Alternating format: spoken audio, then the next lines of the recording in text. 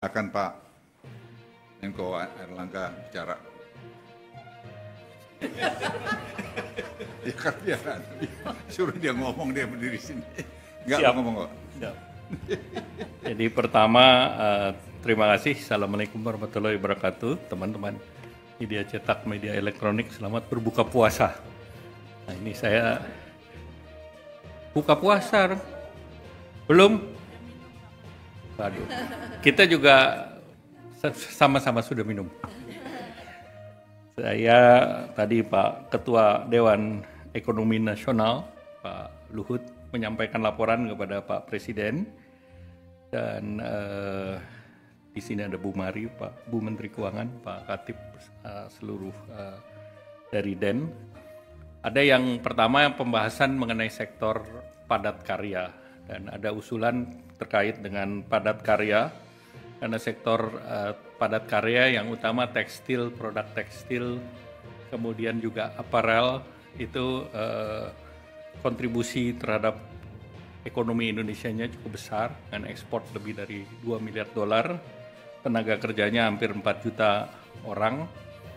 Nah, ini memerlukan perbaikan terutama terkait dengan perizinan, karena masih ada investor yang ingin masuk di sektor tekstil dan produk tekstil ini. Dan Indonesia sebetulnya sudah naik kelas ke produk-produk yang nilainya lebih tinggi atau high value added. Dan baik itu di sepatu, kemudian di tekstil, dan Indonesia menjadi salah satu hub yang diandalkan. Nah, oleh karena itu tadi arahan Pak Presiden untuk terkait dengan ketersediaan bahan baku, terkait dengan illegal import, terkait dengan supply chain, itu untuk dipermudah dan disederhanakan. Jadi arahan pertama tentu pemerintah harus melihat dari keseluruhan supply chain dan juga melakukan harmonisasi daripada tarif yang sudah dilakukan. Dan kedua, kita merespons terhadap barang yang didumping melalui tindakan anti-dumping.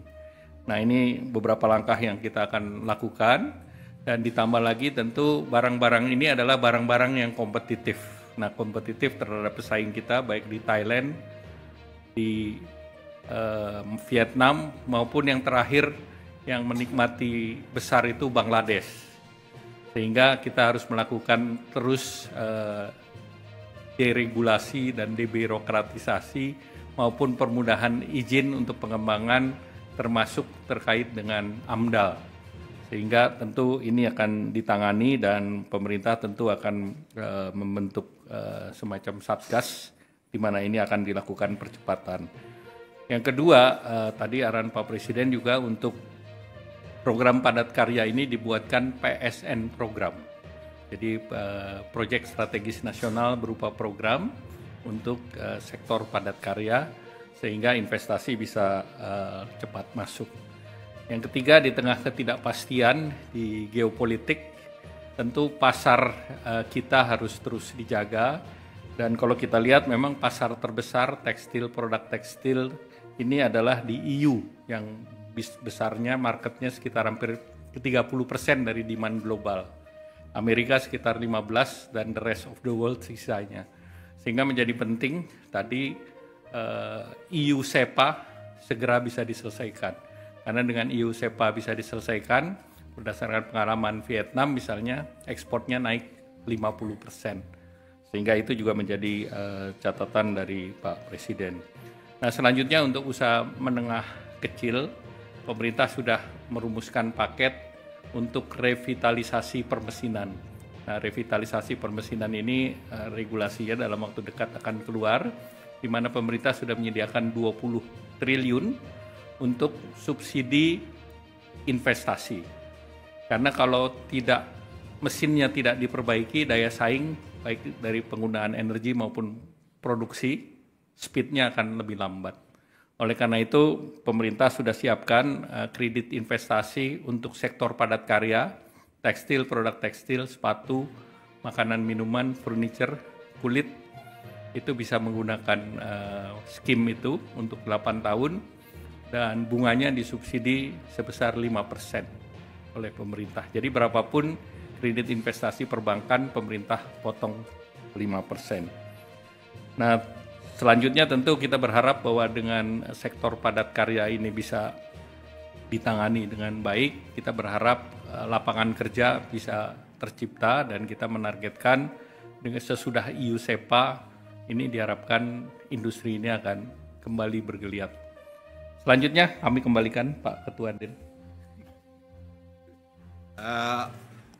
Tadi Presiden sudah memberikan instruksi untuk kita melakukan deregulasi di banyak hal. Jadi seperti tadi dilaporkan Pak Dede, pada tahun 80-an pemerintah juga pernah melakukan itu.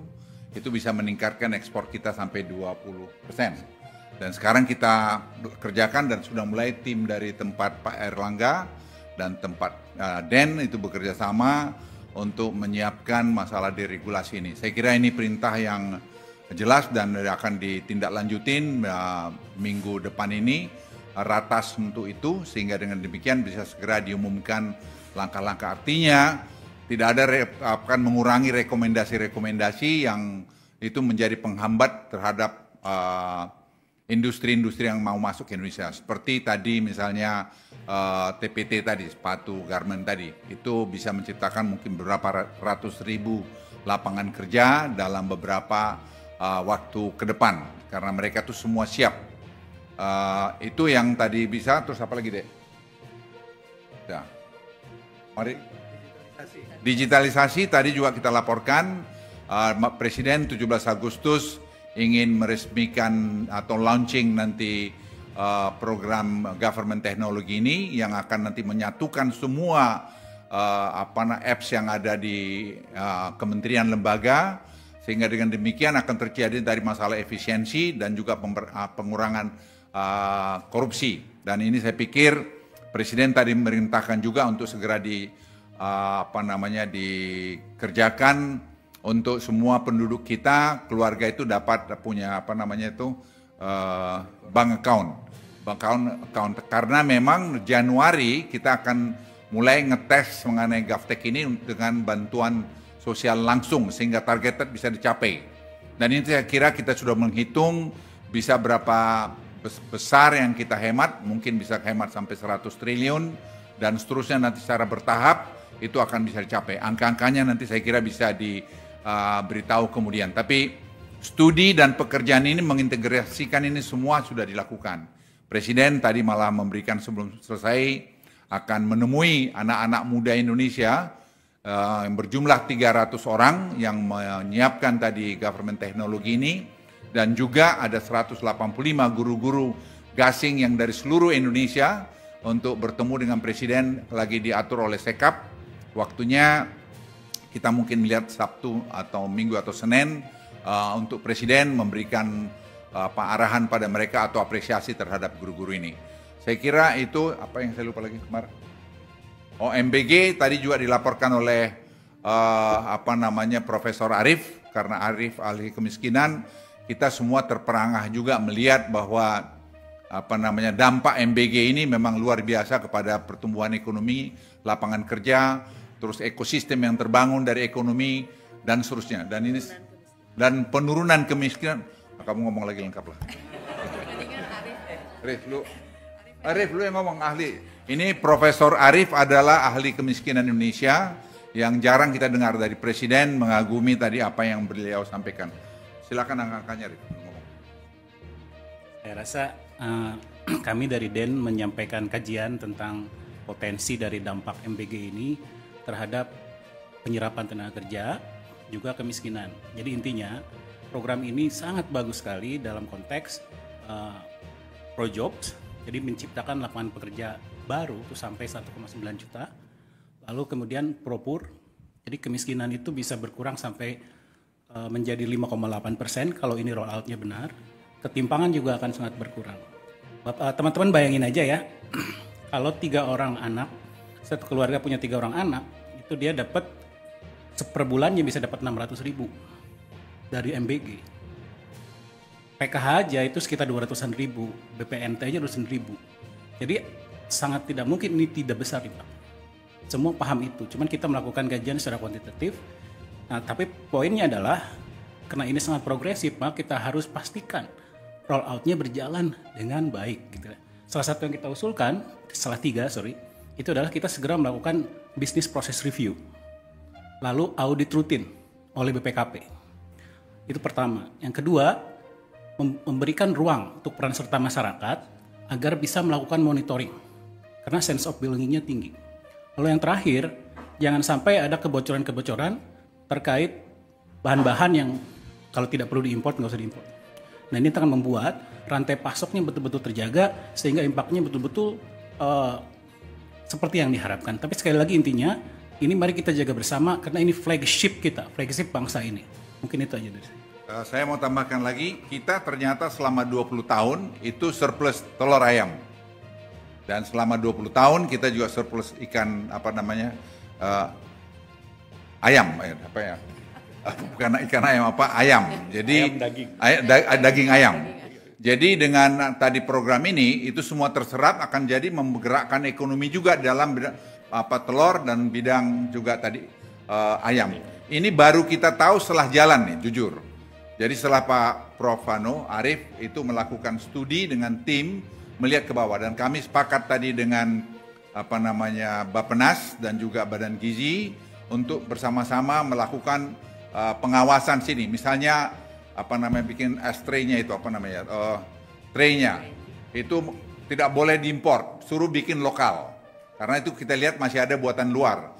Jadi semua kita harus satu padu untuk melakukan pengawasan. Presiden tadi minta ini. Jadi Presiden tadi saya pikir memberikan instruksi yang sangat jelas dan sangat baik mengenai tadi masalah deregulasi. Karena deregulasi ini akan mengurangi korupsi, akan membuat lebih efisien dan akan membangun ekosistem perekonomian kita lebih bagus. Itu saya kira dari saya. Share lagi. Cukup apa lagi? Cukup, Pak. Cukup. Saya kira terima kasih. Wassalamualaikum warahmatullahi wabarakatuh.